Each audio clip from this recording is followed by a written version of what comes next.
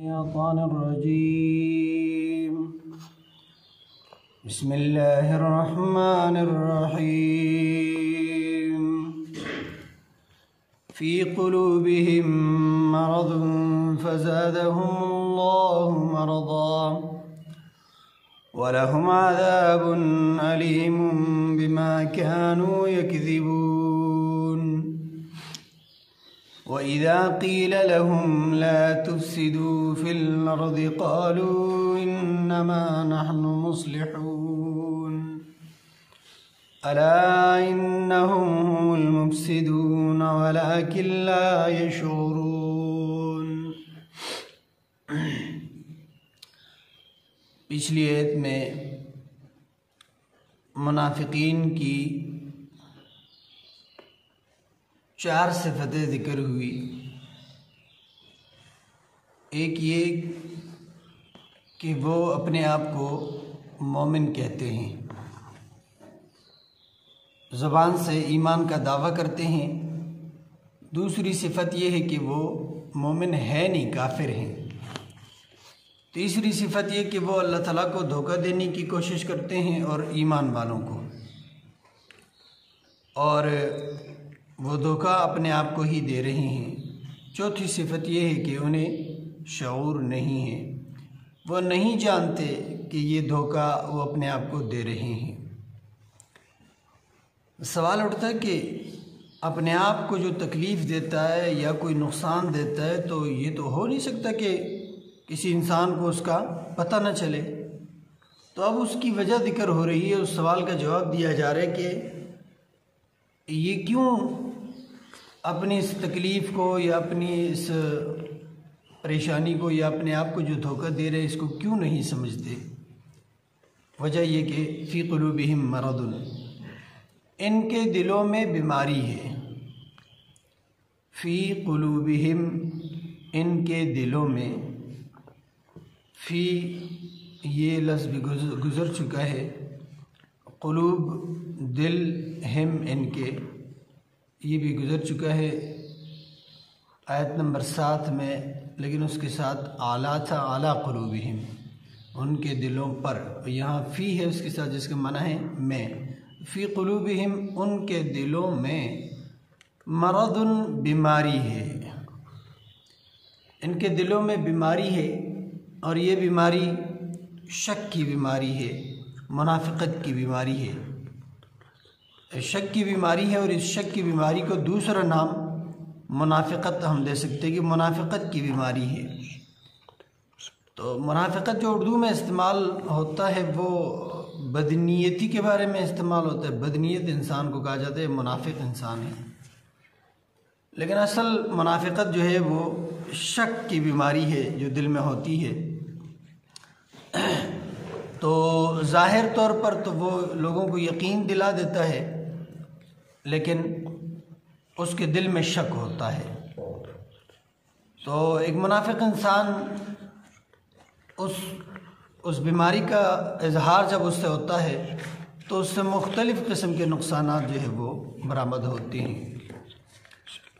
بہرحال جس طرح جسمانی بیماریاں ہوتی ہیں اس طرح روحانی بیماریاں بھی ہوتی ہیں، اور روحانی بیماریوں میں یہ منافقت یا جو شک ہے یہ سب سے خطرناک بیماری ہے، کیونکہ اس بیماری کا انسان کو احساس نہیں ہوتا. اور انسان کو جس طرح ظاہری صحت کا خیال رکھنا چاہیے یا ظاہری صحت کا خیال رکھتا ہے، اس سے کہیں بڑھ کر اسے روحانی بیماریوں کے حوالے سے روحانی صحت کا خیال رکھنا چاہیے. جس طرح انسان اپنے جسم کی صحت کا خیال رکھتا ہے، اس سے کہیں بڑھ کر اسے دل کی صحت کا خیال رکھنا چاہیے. کیونکہ اگر یہ ظاہری جسم بیمار ہوا اور آپ نے علاج نہ بھی کیا، یا کوئی بھی انسان بیمار ہوتا ہے وہ علاج نہیں کرتا، تو عین ممکن ہے کہ بغیر علاج کے وہ ٹھیک ہو جائے. اور ایسا ہو جاتا ہے کہ بیماریاں ایک موسم کی حیثیت رکھتی ہے. اکثر یہ کچھ عرصے میں بغیر علاج کے بھی ٹھیک ہو جاتی ہیں، لیکن جو دل کی بیماریاں ہیں وہ بغیر علاج کے ٹھیک نہیں ہوتی، اور جسمانی بیماریاں اگر ان کو چھوڑ دیا جائے، علاج نہ کیا جائے اور وہ پھر بھی جسم کے ساتھ چمٹی رہے تو زیادہ سے زیادہ انسان کی موت واقع ہو جائے گی۔ اور موت خاتمہ نہیں ہے، ہم موت کو خاتمہ سمجھتے ہیں، حالانکہ موت خاتمہ نہیں بلکہ موت تو اصل زندگی کا آغاز ہے۔ تو موت سے زندگی کا خاتمہ نہیں ہوا بلکہ اصل زندگی کا آغاز ہوا۔ دوسری طرف اگر دل کی بیماریوں کا اور روحانی بیماریوں کا علاج نہ کیا گیا تو اس کا اختتام وہ موت پر نہیں بلکہ جہنم پر ہے، اور وہ موت سے بہت خطرناک معاملہ ہے، کیونکہ موت کے بعد عین ممکن ہے اگر انسان نے دنیا میں اچھے اعمال کیے تو موت کے بعد اس کی خوبصورت ترین جنت کی زندگی شروع ہو سکتی ہے، جبکہ اگر دل کی بیماریوں کا خیال نہ رکھا گیا، صحت کا خیال نہ رکھا گیا اور دل کی بیماریوں اور روحانی بیماریوں کا علاج نہ کیا گیا تو اس کا انتہا اس کا نتیجہ وہ جہنم ہے، اور جہنم بہت خطرناک جگہ ہے۔ انہا سات مستقرا و مقامہ، وہاں اگر کوئی تھوڑی دیر کے لیے چلا گیا تو بھی بہت برا ٹھکانہ ہے، اور اگر کوئی ہمیشہ کے لیے چلا گیا تو بھی بہت برا ٹھکانہ ہے۔ تو اس لیے دل کی بیماریوں کا خصوصی خیال رکھنا چاہیے، اس سے بچنے کی کوشش ہونی چاہیے، اور اس کے حوالے سے دل کی صحت کا خیال رکھنا چاہیے، اپنی روحانی صحت کا جو ہے خیال رکھنا چاہیے کہ دنیا کی جو بیماریاں ہیں وہ تو انسان کے لیے فائدہ مند ہے کہ انسان کے گناہ جو ہے اس سے دھل جاتے ہیں، اس سے جل جاتے ہیں، ختم ہو جاتے ہیں، جبکہ جو اندرونی بیماریاں ہوتی ہے خود آگ کا جو ہے وہ باعث ہے، آگ کا سبب ہے۔ فی قلوبہم، ان کے دلوں میں مرض، بیماری ہے، ان کے دل بیمار ہے، اس وجہ سے ان کو اس بات کا پتہ نہیں چل رہا، اس بات کا اندازہ نہیں ہو رہا کہ یہ جو دھوکہ دینے کی کوشش کر رہے ہیں مسلمانوں کو اور اللہ تعالیٰ کو، یہ دھوکہ یہ خود اپنے آپ کو دے رہے ہیں۔ بیماری ہونے کی وجہ سے انہیں اس کا احساس نہیں ہے۔ جس طرح ایک انسان بیمار ہوتا ہے، مثال کے طور پر بخار میں مبتلا ہے، منہ کا ذائقہ تبدیل ہو جاتا ہے، پھر اکثر چیزوں کا جو اصل ذائقہ ہے اس کا اسے احساس نہیں ہوتا، وہ محسوس نہیں کر سکتا کہ اس چیز کا ذائقہ کس قسم کا ہے، بلکہ ہر چیز کڑوی ہی لگتی ہے۔ تو ان کا معاملہ بھی ایسا ہی ہے، اور اسی وجہ سے آگے آئے گا کہ قرآن کریم یا دینی باتیں، واعظ و نصیحت اور دینی تعلیم و تربیت وغیرہ، ان سے ان کے دل بوجھل ہو جاتے ہیں، دل ان کے دلوں پر گراں گزرتا ہے، بھاری پڑتا ہے ان کو۔ تو وجہ یہ کہ ان کے دلوں میں بیماریاں ہیں،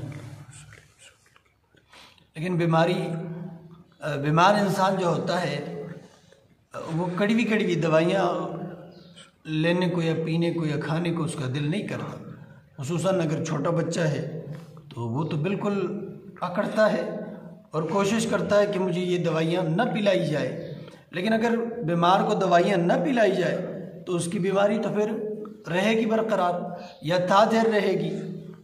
تو اسی طرح جو بیمار لوگ ہیں روحانی طور پر، جو صحت مند ہیں، انہیں کوشش کرنی چاہیے ان کی بیماری کے حوالے سے، ان کی صحت کے حوالے سے۔ تو فزادہم اللہ، تو بڑھا دی اللہ تعالیٰ نے ان کی مرضاً، بیماری۔ فا کا معنی تو یا پھر یا پس، ان تینوں میں سے کوئی بھی معنی کیا جائے، اور تینوں ایک ہی ہے۔ پس اردو کا لفظ ہے، لیکن ترجمہ کرنے والے اکثر یہ استعمال کرتے ہیں، اور جو مترجم قرآن ہے انہوں نے بھی بار بار یہ لفظ استعمال کیا ہے۔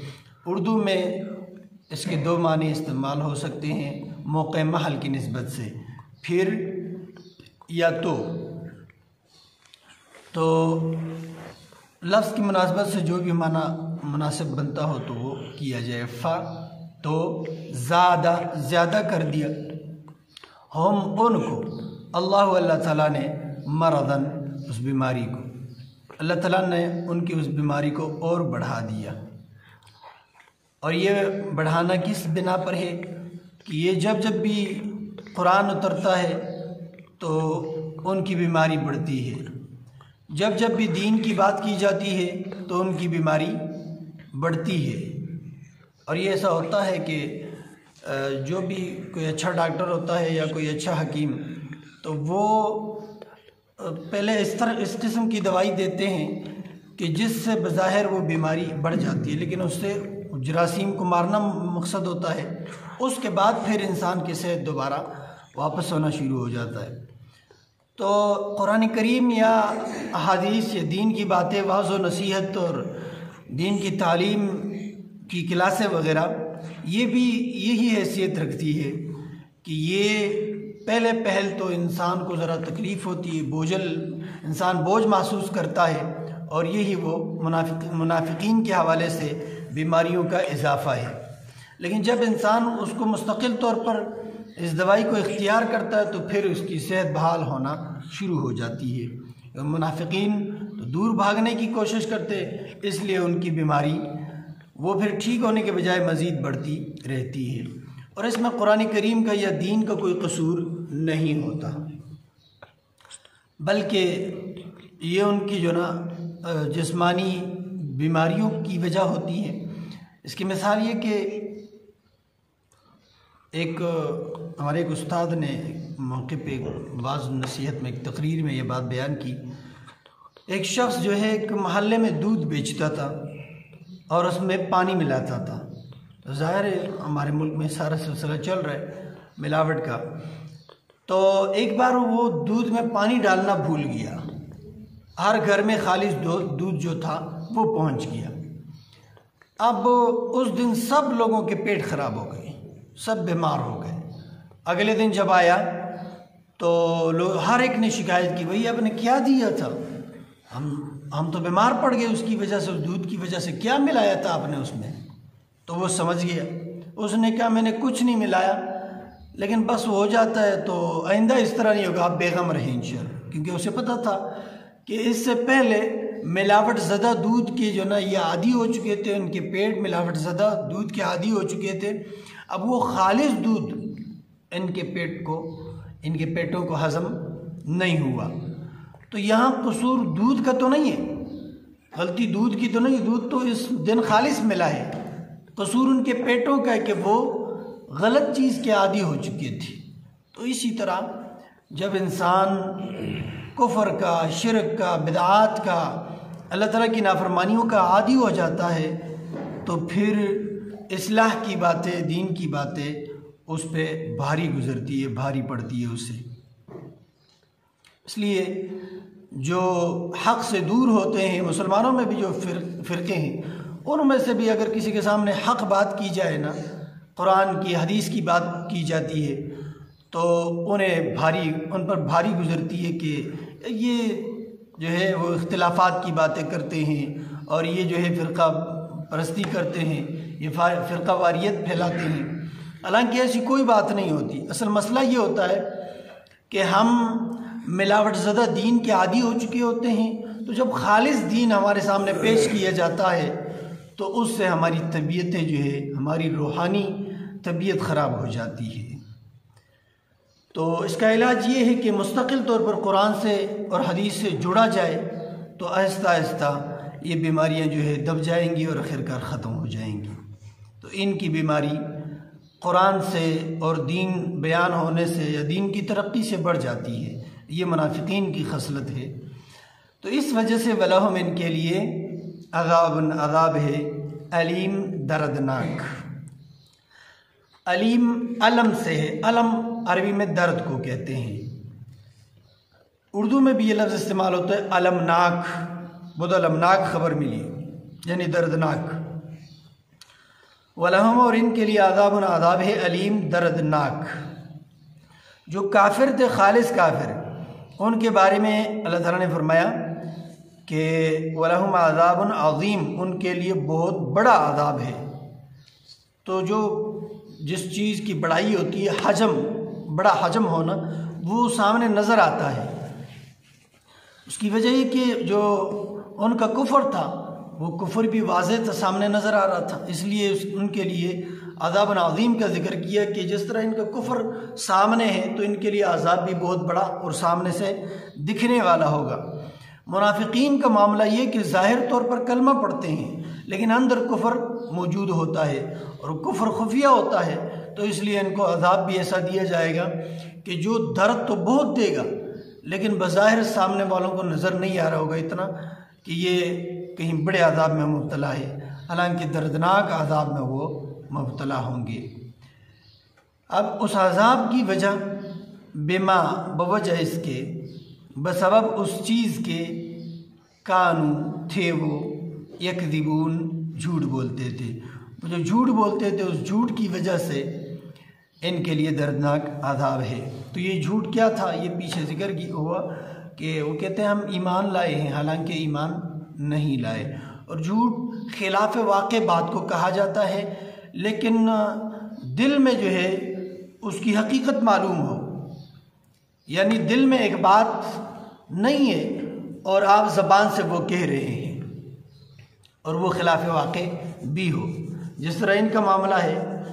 سورۃ المنافقون میں اللہ تعالیٰ فرماتے ہیں کہ اذا جاءک المنافقون قالوا نشهد انک لرسول اللہ، یہ منافقین جب آتے ہیں آپ کے پاس تو یہ کہتے ہیں اللہ کے رسول، ہم گواہی دیتے ہیں کہ آپ اللہ کے رسول ہیں، تو اللہ سبحانہ و تعالیٰ فرماتے ہیں واللہ یعلم انک لرسول، اللہ تعالیٰ جانتا ہے کہ آپ اللہ تعالیٰ کے رسول ہیں، ولکن المنافقین لکاذبون، لیکن منافق لوگ جو ہے وہ جھوٹ بولتے ہیں۔ تو وہ جھوٹ کیا کہ وہ زبان سے تو کہتے ہیں کہ آپ اللہ کے رسول ہیں لیکن ان کے دل میں یہ بات موجود نہیں ہے۔ تو جھوٹ یہ ہے کہ دل میں ایک بات موجود نہ ہو، مثلا کسی بھی حوالے سے معاملہ ہوا نہیں ہے، آپ کے دل میں بھی ہے کہ یہ معاملہ ہوا نہیں ہے لیکن آپ کسی کے سامنے کہتے ہیں کہ ہاں اس طرح ہو گیا ہے، تو یہ جھوٹ ہے۔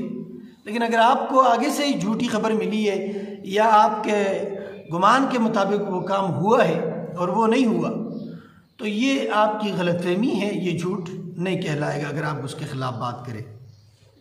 مثال کے طور پر ایک ساتھی وہ نماز میں آیا ہے لیکن آپ کو نظر نہیں آیا، آپ سے کوئی پوچھ لے، آپ کہ نہیں فلانا تو نہیں آیا تھا، اب وہ آیا تھا تو آپ کی بات خلاف واقع تو ہو گئی لیکن اصل میں آپ کو تو اس کی خبر نہیں تھی حقیقت میں، تو آپ کے دل میں بھی ہے کہ وہ نہیں آیا، زبان پہ بھی ہے کہ وہ نہیں آیا، لیکن اگر وہ آیا ہے اور آپ کو پتہ بھی ہے کہ وہ آیا ہے پھر بھی آپ کہتے ہیں کہ وہ نہیں آیا، تو دل میں کچھ اور ہے زبان پہ کچھ اور ہے، تو یہ حقیقت میں جھوٹ ہے۔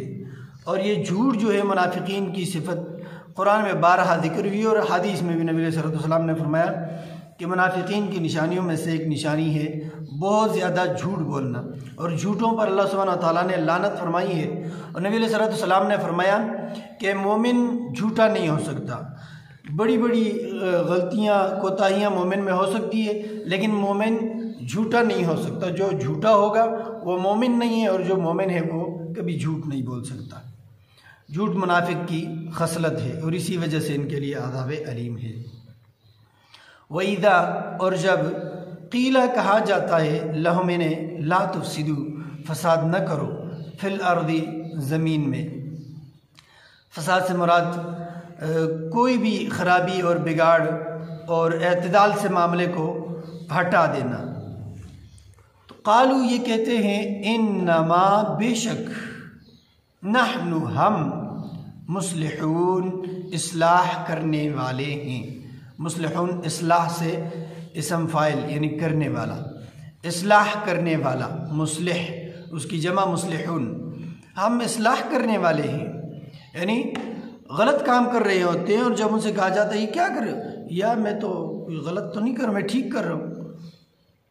اور اس طرح کئی لوگ ایسے ہوتے ہیں جو دو بندوں کو آپس میں لڑوا رہے ہوں گے، اس کے سامنے اس کے پاس جا کے اس دوسرے کی غیبت ہے کہ جی وہ تو فلانا تو اس طرح کرتا ہے اور یہ جو ہے غلط کر رہا ہے، میں آپ کے سائڈ پر ہوں، میں آپ کی جو ہے حمایت کرتا ہوں، آپ ٹھیک کر رہے ہیں۔ وہ دوسرے کے پاس جا کے کہے گا بھئی وہ فلانا تو اس طرح کہتا ہے۔ اگر کوئی تیسرا بندہ اس کو پتہ چلتا ہے کہ یار یہ لگا ہوا درمیان میں شیطانی کر رہا ہے، شرارت کر رہا ہے، اس کو کہتا ہے یار یہ تم کیوں جو ہے نا شرارت کر رہے ہو، لوگوں کو لڑا رہے ہو، اور نہ جی میں تو اصل میں ان کو جوڑنا چاہتا ہوں، میرا ارادہ یہ کہ یہ ان کا آپس میں صلح ہو جائے گی۔ تو یہ فساد کرنا چاہتے ہیں، اور جب ان سے کہا جاتا ہے فساد نہ کرو تو یہ کہتے ہیں نہیں ہم تو اصلاح کے جو ہے وہ متمنی ہیں اور اصلاح کرنا چاہتے ہیں۔ تو اس طرح تو باقاعدہ لوگوں نے جو ہے بڑی بڑی تنظیمیں، گروپ بھی بنائے ہوتے ہیں، اور وہ سراسر اسلام کو نقصان دے رہے ہوتے ہیں، اور جب ان کے سامنے کہا جاتا ہے کہ آپ کے اس عمل سے اسلام کو نقصان ہو رہا ہے، آپ کے اس عمل سے تو اسلام کو نقصان ہو رہا ہے، وہ کہتے ہیں ہم تو اسلام کی سربلندی کے لیے کھڑے۔ تو یہ وہ منافقین والا جواب ہے۔ اللہ تعالیٰ فرماتے ہیں الا خبردار، انہم بے شک یہ لوگ، ہم یہی لوگ، المفسدون فساد کرنے والے ہیں۔ فساد سے فاعل المفسد، فساد کرنے والا، اور اس کی جمع المفسدون، ہم المفسدون یہی فساد کرنے والے ہیں، ولیکن لیکن لا یشعرون یہ شعور نہیں رکھتے، یہ نہیں سمجھتے، ان کے دلوں میں بیماری ہے، اس بیماری کی وجہ سے انہیں احساس ہی نہیں ہے۔